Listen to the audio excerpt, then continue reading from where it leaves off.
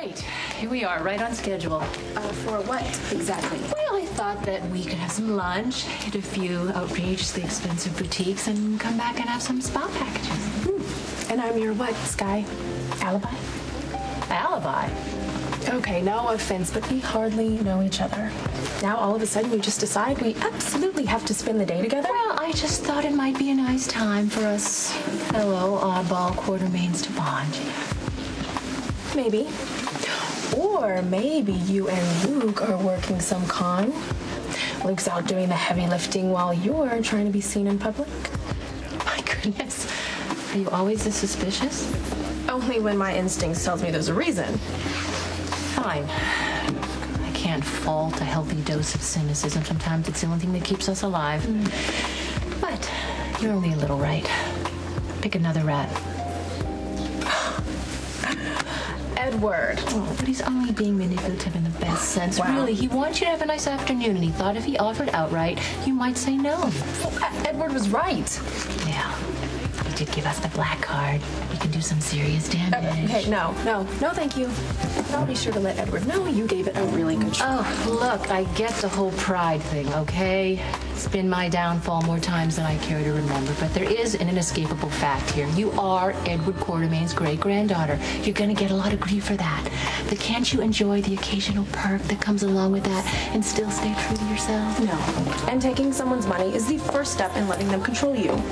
Oh, look! A grifter convention, and no daddy to intervene. Let's get right down to it. So, how much to make you both disappear? Let's see.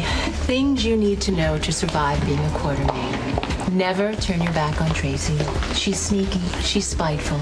Basically a miserable waste of a person with daddy issues. Edward never really had much use for girl children.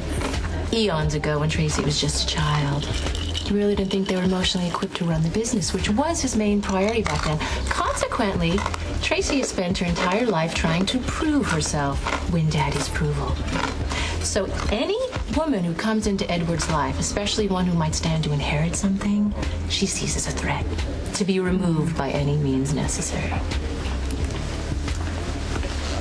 And to put it briefly, Skye is a gold-digging tramp. Oh, kind of how you see me, right? You haven't earned the title of tramp yet. Let me tell you again, Tracy. I am not here for Edward's money. Did you forget that I confiscated your letters? Money was practically the first word on the page. I asked for a loan. Edward made a contingent on me and my sister living here. I had my reasons for accepting his conditions, mostly having to do with my own family, my real family, the Wards. I want to know more about them, and what more logical place than Port Charles? So, you see, I am not going anywhere, and I can't be bought. This face? I suggest you get used to it. You're certain the authorities don't suspect foul play? Oh, the police are convinced that your lab tech drowned by accident. No one will know that Lucky Spencer is the father of Elizabeth Weber's baby. Oh, this is going more smoothly than I dared hope. No, it's delicious, really. These dimwits are doing all of my work for me. Now, a slight nudge from me and my grandson is already growing more territorial over that little brat that Elizabeth is carrying. No one will ever suspect that that child is Spencer.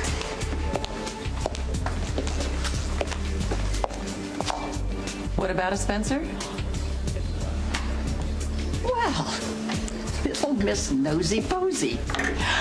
I was just saying to my manservant how close Elizabeth's baby came to being born a peasant.